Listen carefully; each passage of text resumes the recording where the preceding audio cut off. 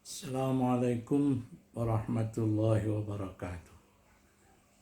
Alhamdulillah wasyukrulillah wassalatu wassalamu ala rasulillah nabiyyina Muhammadin ibni Abdillah wa ala alihi wa sahbihi wa mawalah. Amma ba'du. Ashhadu an la ilaha illallah wa ashhadu anna Muhammadar Rasulullah.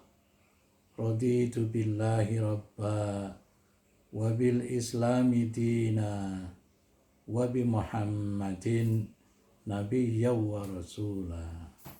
Rabbi zidni ilman nafi'a warzuqni fahma wa hukma wa alhiqni bis salihin. Amin. Jamaah Masjid At-Taqwa rahimakumullah. Bapak-bapak, ibu-ibu, dan saudara-saudara sekalian, mari kita selalu memanjatkan puji syukur kepada Allah Subhanahu wa taala bahwa meski keadaan kita tidak memungkinkan untuk bertatap muka karena COVID-19, namun kita masih dapat menjalankan apa yang biasa kita lakukan setelah jamaah subuh. Pengajian dapat kita lakukan melalui cara yang lain, melalui media sosial. Sekali lagi, marilah kita selalu bersyukur kepada Allah Subhanahu wa taala atas semuanya ini. Salawat dan salam mari kita panjatkan kepada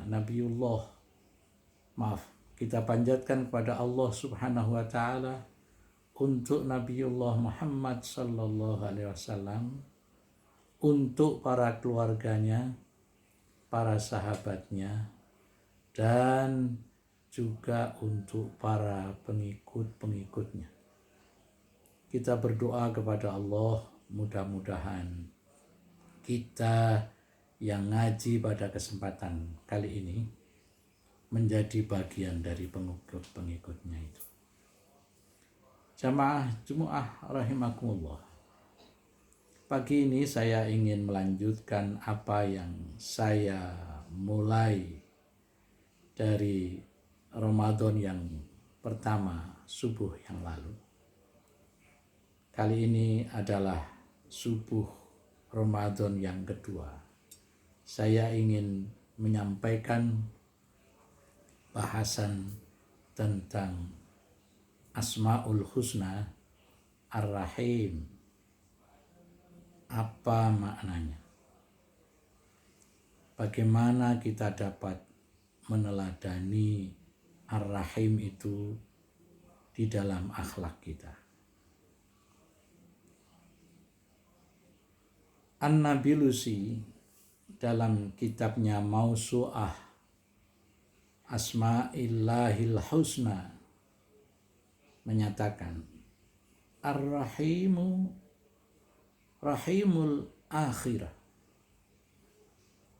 Ar-Rahim itu merupakan sifat Allah yang khusus untuk hamba-hambanya di akhirat. Hadzal ismu dalla ala sifatir rahmah al-khasah alladhi yanaluhal mu'minun. Selanjutnya beliau menyatakan Asmaul Husna ini menunjukkan sifat rahmatnya Allah yang khusus yang akan diperoleh oleh orang-orang mukmin di akhirat. Wa innama ar-rahimu fa innama dzukira ba'dar rahman li'anna ar-rahman maksurun.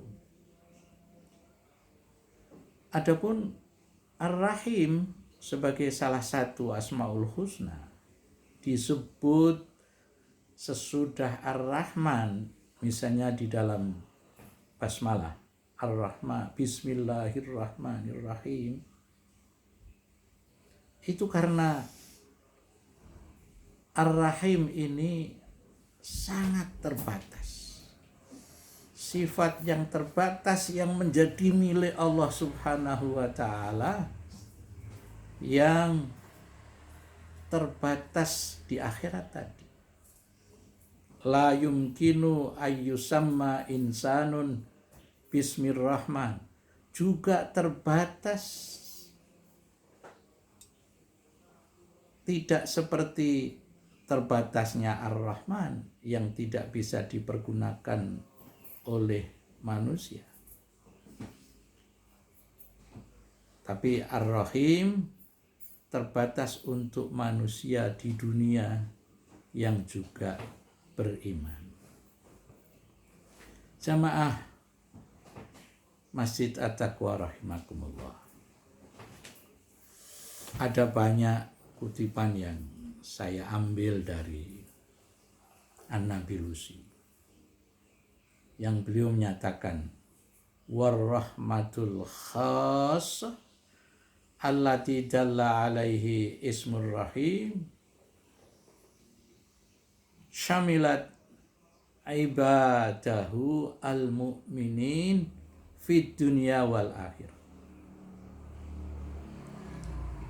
Ar-Rahmah sebagai sifat yang khusus yang terdapat di dalam Asmaul Husna Ar-Rahim mengandung pengertian yang mencakup hamba-hamba Allah yang beriman pun, termasuk di dunia dan di akhirat. Faqad hadahum ila tauhidihi. Khususnya di sini. Ar-Rahim itu implementasinya Allah menunjukkan hambanya khusus untuk orang-orang mukmin dengan imannya itu. Juga wa ubudiyatihi. Dengan iman itu dia bisa beribadah. Itu sifat khususnya Allah, implementasinya pada orang-orang mukmin. Wa huwallazi akramahum fil akhirah bi jannatihi. Kekhususannya yang lain, Allah memuliakan orang-orang beriman itu dengan surganya di akhirat. Wa manna alaihim fin na'imi biru'yatihi, dan nikmat yang terbesar yang Allah berikan dengan sifatnya Ar-Rahim itu adalah melihat Allah. Rahmatullah la taktasiru alal mu'minin faqat. Rahmat Allah dalam sifatnya Ar-Rahim itu tidak hanya terbatas pada orang-orang mukmin saja. Bal tamtaddu litashmila dzurriyyatahum min ba'dihim takriman lahum. Akan tetapi rahmahnya Allah itu akan berterusan, akan diperpanjang sampai mencakup anak cucunya orang mukmin, karena orang mukmin itu dimuliakan oleh Allah Subhanahu wa Ta'ala. Jamaah Masjid At-Taqwa rahimakumullah. Ada cerita yang Allah sebutkan di dalam surah Al-Kahfi. Tepatnya adalah di dalam ayat 82. Allah menyatakan, antara Nabi Khidir dan Nabi Musa yang akan mengajarkannya, memberikan contoh sikap akhlaknya kepada Nabi Musa. Antara lain terdapat cerita di dalam ayat 82 itu yang bunyinya begini. Wa ammal jidaru fakana li ghulamaini yatimaini fil Madinah. Adapun dinding rumah itu adalah kepunyaan dua anak yatim di kota itu. Kana tahtahu kanzul lahuma. Yang ada di bawahnya itu adalah simpanan bagi mereka berdua. Perbendaharaan harta yang menjadi milik mereka berdua. Bagaimana itu didapat? Itu dari ayahnya. Wa kana abuhuma shalihah. Dan bapak dari kedua anak yatim itu adalah seorang yang saleh, yang karena disebut yatim, bapaknya itu sudah meninggal.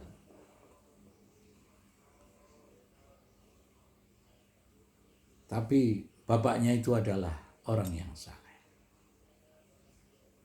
Ya, setelah bapaknya meninggal, harta yang menjadi tinggalannya itu karena anak-anak itu masih kecil, maka disimpanlah di dalam bawah tanah, di bawah dinding rumahnya itu, tembok rumahnya itu. Fa'arada rabbuka ayyablugha ashuddahuma wa yastakhrija kanzuhuma. Tuhanmu Allah Subhanahu wa ta'ala menghendaki agar supaya mereka sampai kepada kedewasaannya, dan pada saat dewasa itu nanti mereka berdua akan mengeluarkan simpanannya. Kalau dikeluarkan ketika mereka masih kecil, tentu mereka tidak bisa mengelolanya dengan baik. Ini poin yang Allah sampaikan kepada kita. Itu semua terjadi merupakan rahmatan mir rabbika, merupakan rahmat dari Tuhanmu Allah Subhanahu wa ta'ala. Lalu Khidir menyampaikan kepada Musa begini, wa ma fa'altuhu an amri dzalika ta'wilu ma lam tastati' alaihi sabra.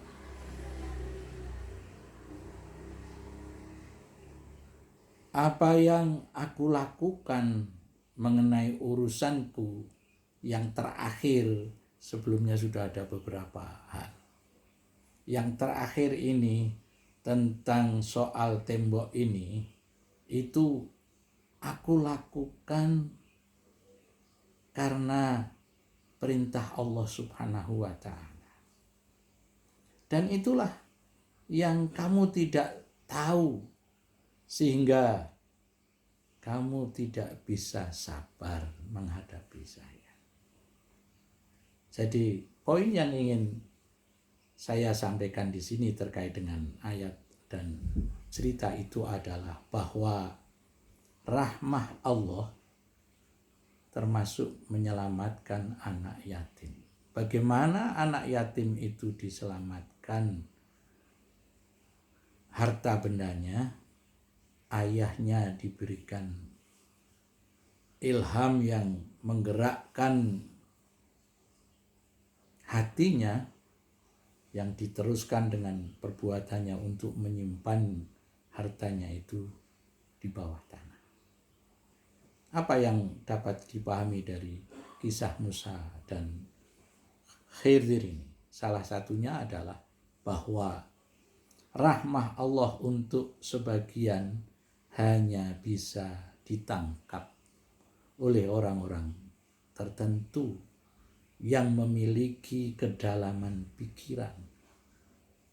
Musa tidak sabar karena pikirannya ketika itu belum mendalam. Kepahamannya belum ada dan hikmahnya belum dipunyai ketika itu. Oleh karena itu doa kita tadi yang pertama sebelum kita ngaji ini adalah Rabbi zidni ilman nafi'a warzuqni fahma wa hukma. Ya Allah,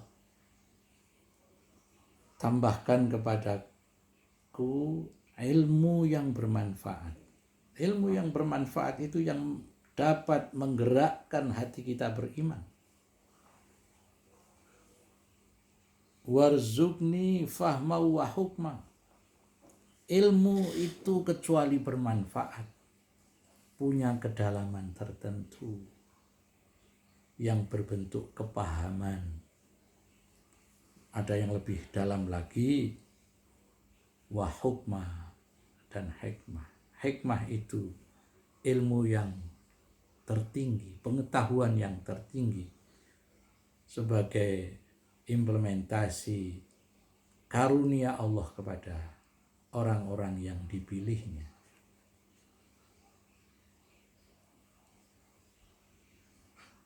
Para jamaah rahimakumullah. Lalu permasalahannya,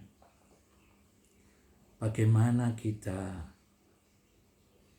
meneladani Ar-Rahim sebagai salah satu Asmaul Husna untuk akhlak kita. An-Nabilusi menyatakan ada jalan untuk mencapai rahmah Allah yang khasah tadi. Apa itu? Ta'atullah wa rasulih. Taat kepada Allah dan Rasulnya. Jadi urutannya, rahmah yang pertama berupa iman.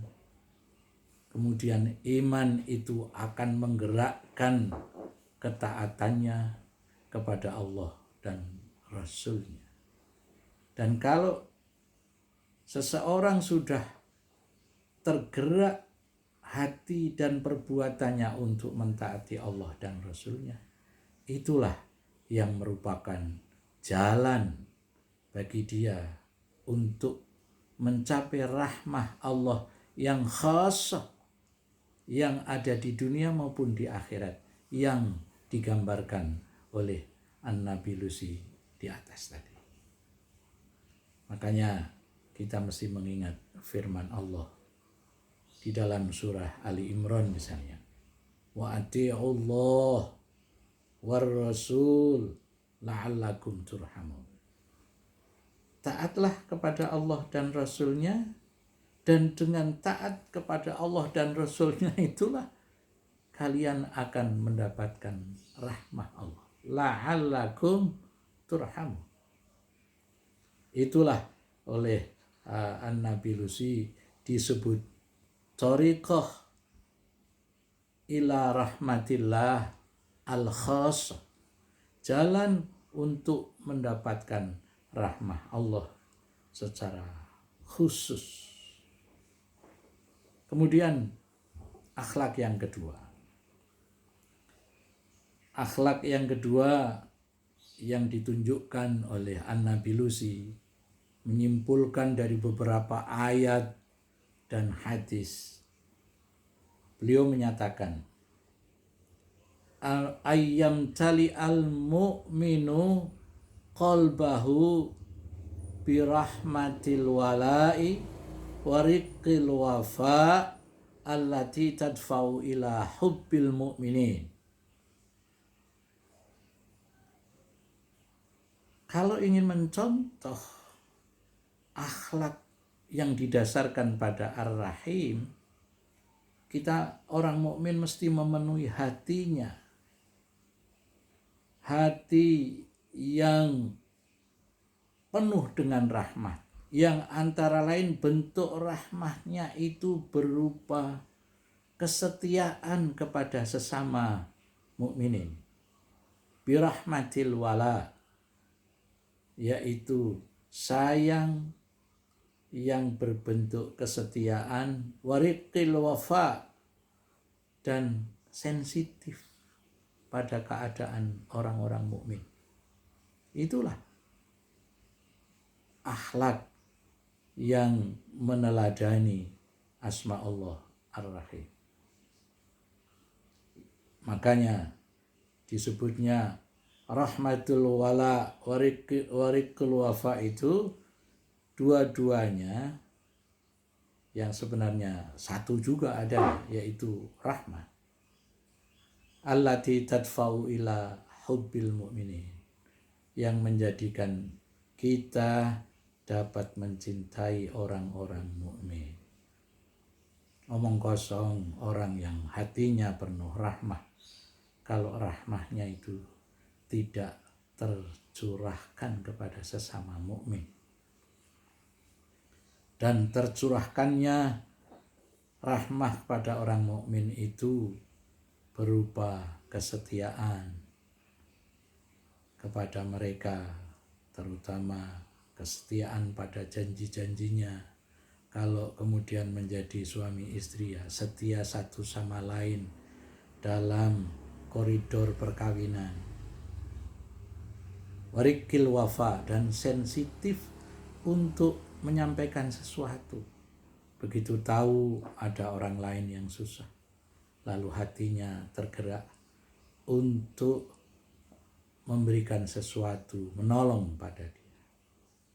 Itulah yang disebut rahmatul wala wariqul wafa, yang dua-duanya itu adalah menjadikan kita mencurahkan kasih sayangnya berupa cinta kepada sesama mukmin. An-Nabilusi selanjutnya menyatakan begini, wa uswatuna fi dzalika huwa sayyidul khalqi ajmain, Muhammadun sallallahu alaihi wasallam. Contoh yang demikian itu telah dilakukan oleh sayyidul makhlukat,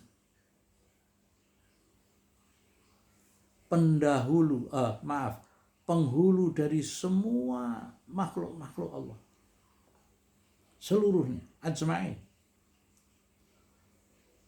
Akhlak dalam soal ini, kalau kita mengutip dari An-Nabilusi tadi, juga meliputi sikap batin yang berupa cinta, berupa rahmat tadi. Poin akhlak yang kedua ini merupakan sikap batin yang sangat mendasar, yakni hati yang penuh dengan rahmat, yang membentuk kesetiaan dan sensitif sebagai konsekuensi dari semuanya itu, yang kemudian cinta kepada sesama. Di dalam ayat di bawah ini terdapat contoh dari Rasulullah Sallallahu Alaihi Wasallam yang diinformasikan oleh Allah Subhanahu Wa Taala di dalam Al-Quran, di dalam surah At-Taubah ayat 128. A'udzubillahi minasyaitonirrajim. Laqad ja'akum rasulun min anfusikum, telah datang kepada kalian seorang rasul yang dari Anda sendiri, yang sama dengan diri Anda sendiri. Siapa dia? Nabi Muhammad SAW. Bagaimana akhlaknya? azizun alaihi ma anittum. Dia merasa berat oleh penderitaan yang dialami oleh kalian yang merupakan orang yang menjadi lingkungan Rasulullah Sallallahu Alaihi Wasallam ketika itu. Rasulullah merasa berat kalau kaumnya menderita. Itu tadi wujud dari rahmahnya. Kemudian harisun alaikum. Selain itu, ia haris sangat menginginkan kepada kalian supaya kalian itu beriman, supaya kalian itu selamat. Kalian di sini maksudnya adalah lingkungannya. Bil mu'minina raufur rahim. Akhlak yang ketiga yang dicontohkan oleh ayat ini adalah kepada orang-orang mukmin. Rasul tadi karena berasal dari lingkungan Anda sendiri, dia sangat belas kasih. Nah, itulah ayat di dalam surah At-Taubah telah menggambarkan bagaimana contoh Rasulullah Shallallahu Alaihi Wasallam meneladani Ar-Rahim.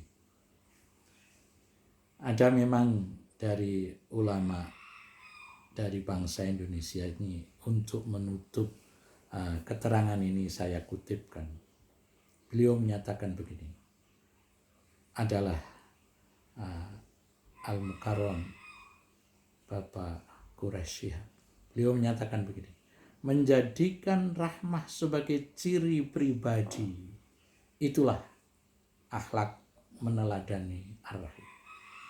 Sehingga tak ragu mencurahkan kasih sayang kepada siapapun dan kepada makhluk apapun yang hidup bahkan atau yang sudah mati.